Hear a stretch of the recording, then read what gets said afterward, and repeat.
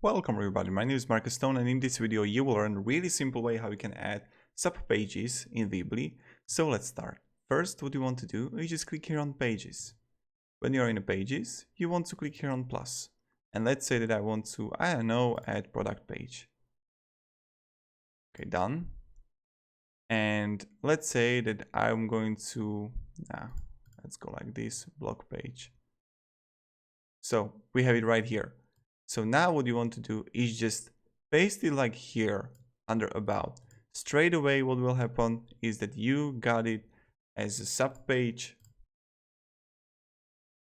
in Weebly, and it was quite simple, quite easy to do, and this is how you actually do it. So if you have any questions, ask me down below in the comments. I'll try to help you and guide you and give you some feedback.